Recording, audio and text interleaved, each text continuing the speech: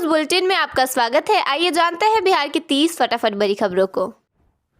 बिहार के गांव की सूरत अब सोलर एनर्जी से बदलने वाली है। हर जिले में एक गांव को मॉडल सोलर विलेज के रूप में डेवलप किया जाएगा। जानकारी के मुताबिक शुरुआत में 11 गांव को शॉर्टलिस्ट किया गया है। पीएम सूर्य घर मुफ्त बिजली योजना के तहत लोगों को फायदा मिल सकेगा। इसके लिए पहली शर्त यह होगी कि गाँव की आबादी 5000 से अधिक होनी चाहिए। बिहार सरकार ने सड़क दुर्घटनाओं में घायल लोगों के लिए बड़ा फैसला लिया है, जिसके तहत अब उन्हें आपातकालीन ट्रॉमा सेंटर में 1.5 लाख रुपए तक का मुफ्त इलाज मिलेगा।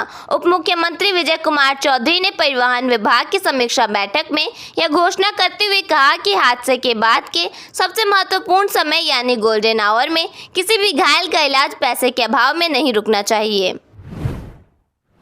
बिहार में पर्यटन को बढ़ावा देने के लिए सरकार ने one state one global destination योजना के तहत बड़ा कदम उठाया है, जिसके अंतर्गत गया, रोहतास और वैशाली जैसे ऐतिहासिक और धार्मिक स्थलों को विश्व स्तरीय पर्यटन केंद्र के रूप में विकसित करने की तैयारी की जा रही है। इस योजना की समीक्षा करते हुए मुख्य सचिव प्रत्यय अमृत ने इन जगहों के लिए मास्टर प्लान पेश किया है, जिसमें अंतर्राष्ट्रीय पर्यटकों की जरूरतों के अनुसार लग्जरी इंफ्रास्ट्रक्चर, बेहतर कनेक्टिविटी और आधुनिक सुविधाएं विकसित करने पर जोर दिया गया है। गर्मी के मौसम में बढ़ती भीड़ को देखते हुए पूर्वोत्तर रेलवे ने बड़ा फैसला लिया है। अब गोमती नगर से कोलकाता के बीच स्पेशल ट्रेन चलाई जाएगी, जिससे सारण क्षेत्र के यात्रियों को सीधा फायदा मिलेगा। बिहार विद्यालय परीक्षा समिति ने इंटर और मैट्रिक विशेष व कंपार्टमेंट परीक्षा 2026 का कार्यक्रम जारी कर दिया है। समस्तीपुर जिले में इंटर कंपार्टमेंट परीक्षा 2 से 11 मई तक, जबकि मैट्रिक कंपार्टमेंट परीक्षा 2 से 6 मई तक 2 पालियों में होगी। बिहार में राजस्व एवं भूमि सुधार विभाग और हड़ताली कर्मचारियों के बीच चल रही बातचीत अब निर्णायक मोड़ पर पहुंच गई है। कर्मचारियों की प्रमुख मांग पदनाम बदलने पर सरकार ने सहमति दे दी है। अब राज्य के राजस्व कर्मचारी सहायक राजस्व अधिकारी यानी असिस्टेंट रेवेन्यू ऑफिसर के नाम से जाने जाएंगे। बिहार दौरे पर पहुंचे अभिनेता मनोज बाजपेयी ने सोमवार को बेतिया स्थित भितिहरवा आश्रम का दौरा किया। इस दौरान उन्होंने यहां चल रही बालिकाओं की कौशल शिक्षा और ग्रामीण विकास की गतिविधियों का जायजा लिया और उनके प्रभाव को सराहा। पटना के बापू सभागार और ज्ञान भवन में शनिवार को SIP अबेकस बिहार प्रोडीजी 2026 का भव्य आयोजन किया गया। इस राज्य स्तरीय प्रतियोगिता में बिहार के कोने कोने से आए 1500 से अधिक स्कूली बच्चों ने हिस्सा लिया। 11 मिनट में 300 सवाल हल करने की चुनौती में बच्चों ने बिना कागज कलम शानदार प्रदर्शन किया। आयोजन का उद्देश्य गणित में रुचि और बौद्धिक विकास बढ़ाना था। विजेता बच्चों को सम्मानित भी किया गया।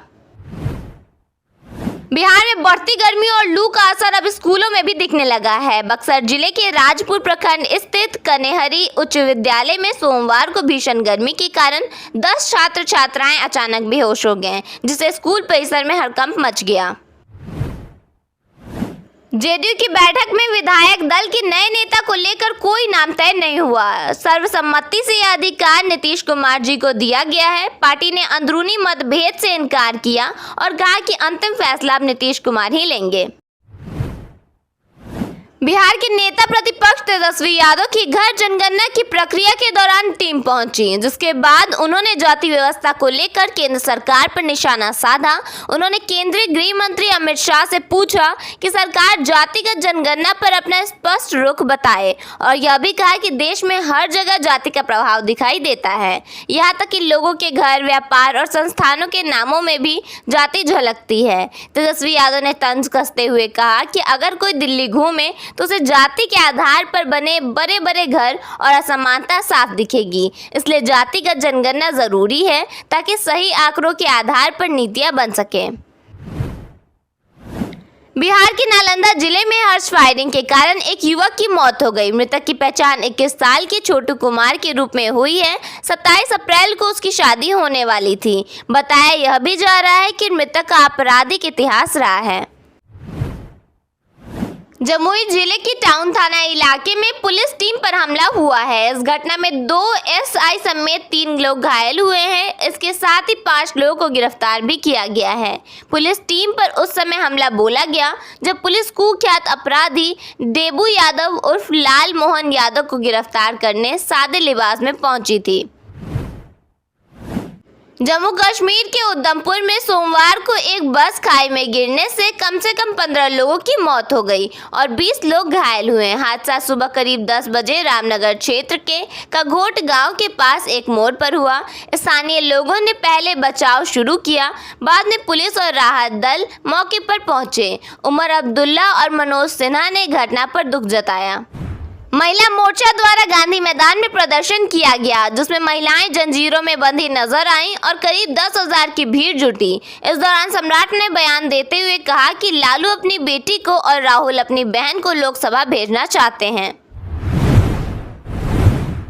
नीतीश कुमार ने 2030 तक 200 सीटें जीतने का लक्ष्य रखने की बात कही और विधायकों को लोगों के बीच रहने की सलाह दी। उन्होंने यह भी कहा कि वह बिहार का दौरा करेंगे। बक्सर में गर्मी के कारण 10 छात्राएं बेहोश हो गईं, जबकि बेगूसराय में तापमान 33 डिग्री सेल्सियस तक पहुंच गया। 5 जिलों में लू जैसे हालात बने रहे और अगले 72 घंटों में तापमान और बढ़ने की संभावना है। शराबबंदी को लेकर आनंद सिंह ने कहा कि उन्होंने अपनी राय रखी है, लेकिन वह सरकार के मालिक नहीं हैं। उन्होंने यह भी कहा कि अगर कोई उनकी बात नहीं मानता तो वह क्या कर सकते हैं। उन्होंने पहले भी शराबबंदी खत्म करने की बात कही थी। जेडीयू विधायक ने लग्जरी गाड़ी छोड़कर बैलगाड़ी पर सफर किया और दूल्हे के साथ करीब 10 किलोमीटर की दूरी तय की। यह देसी बारात बेगूसराय से समस्तीपुर तक निकली। जमुई में आरोपी की गिरफ्तारी के दौरान पुलिस टीम पर हमला हुआ, जिसमें 3 जवान घायल हो गए। इस मामले में 5 लोगों को गिरफ्तार किया गया है। समस्तीपुर में लोको पायलट हत्याकांड का खुलासा हुआ है, जिसमें दामाद ने अपने ससुर से 50,000 रुपए में पिस्टल खरीदकर हत्या की। बताया गया कि मृतक की पत्नी का उसके चचेरे भाई से अवैध संबंध था। गया जी के भुरसुंडा इलाके में आग लगने से 9 दुकानें जलकर राख हो गई और करीब 50 लाख रुपए का नुकसान हुआ है। 6 घंटे बीत जाने के बाद भी अधिकारी मौके पर नहीं पहुंचे, जिसके बाद प्रशासन से मुआवजे की मांग की गई है। नालंदा के एक प्राइवेट अस्पताल में मरीज की मौत के बाद हंगामा हुआ। डॉक्टर मौके से फरार हो गया। परिजनों ने गलत इंजेक्शन देने का आरोप लगाते हुए कहा कि लापरवाही से जान चली गई। अररिया में राजस्व कर्मचारी मोहम्मद इम्तियाज आलम को रिश्वत लेते हुए रंगे हाथों पकड़ा गया। उन पर 15,000 रुपए मांगने का आरोप साबित हुआ है, जिसके बाद उन्हें बर्खास्त कर दिया गया। भागलपुर में 12 साल के एक बच्चे की बेरहमी से हत्या कर दी गई। उसका शव घर से 200 मीटर दूर कूड़ेदान में मिला और शरीर पर निशान भी पाए गए हैं। समस्तीपुर में एक युवक मोबाइल टावर पर चढ़ गया और कहा कि उसकी पत्नी ससुराल जाना नहीं चाहती है, इसलिए वह यहां से कूद जाएगा। पुलिस ने मौके पर पहुंचकर उसे नीचे उतारा। बिहार के 4 जिले अररिया, किशनगंज, पूर्णिया, कटिहार में बारिश को लेकर येलो अलर्ट जारी किया गया है। इसके अलावा अन्य सभी जिलों में मौसम सामान्य बना रहेगा।